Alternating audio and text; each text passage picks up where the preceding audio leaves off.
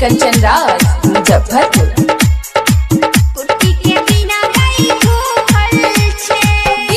कंचन राज संगम recording studio चकरबनिया।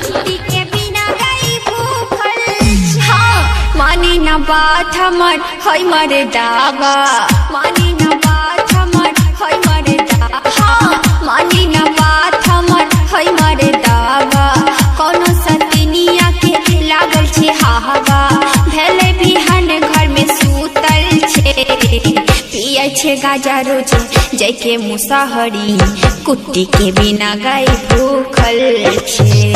पिए छे गाजा रोज जैके मुसाहरी, कुट्टी के बिना गाय भूखल छे।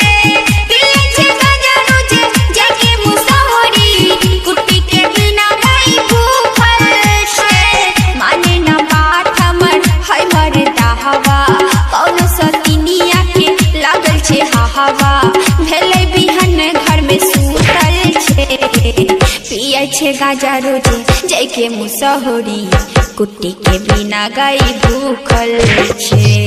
पिए छे गाजा रोज जैके मुसहरी, कुट्टी के बिना गाय भूखल छे।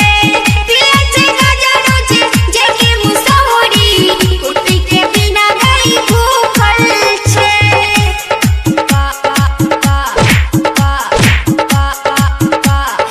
Mix by DJ Kanchan Raj Muzaffarpur. Singing by Pooja Sharma. DJ Kanchan Raj DJ Lal Babu, DJ Lal Babu, DJ Lal बाबू। कवन कुवारे में पाप भेले, एकरा से शादी हमर होय गेले, एकरा से शादी हमर होय गेले।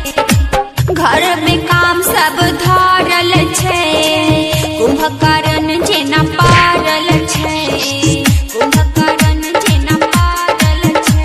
हाँ एकरा चक्कर में बुरल 4 बीघा खेती, कौवन हर जाई एकर मरलक माटी, भाई भैयारी सबसे फूटल छे, पिए छे गाजा रोज जैके मुसहरी, कुट्टी के बिना गाय भूखल छे। पिए छे गाजा रोज जैके मुसहरी, कुट्टी के बिना गाय भूखल छे। पिए छे गाजा रोज जैके मुसहरी, कुट्टी के बिना गाय भूखल छे। DJ Lal Babu, DJ Lal Babu. Mix by DJ Kanchan Raj Muzaffarpur. Shyampur Shankar Chowk, Shyampur Shankar Chowk, DJ Shyampur Shankar Chowk, जैके श्यामपुर शंकर चौक। कुट्टी के बिना गाय भूखल छे। दुख न एकर अब सहल जाए, दोहो ध्यान है काली माए, दोहो ध्यान है काली माए। करल सुमारी गेले पानी में, आग लगल छे जवानी में, आग लगल छे जवानी में। कवन घर में जन्म लेलके नी खातेरा, जाय छिए पंडित जी से देखेबे पतेरा, सनी गढ़ राजेश में घुसल छे, पिए छे गाजा रोज जैके मुसहरी, पूजा शर्मा के बात नहीं पूछे छे। पिए छे गाजा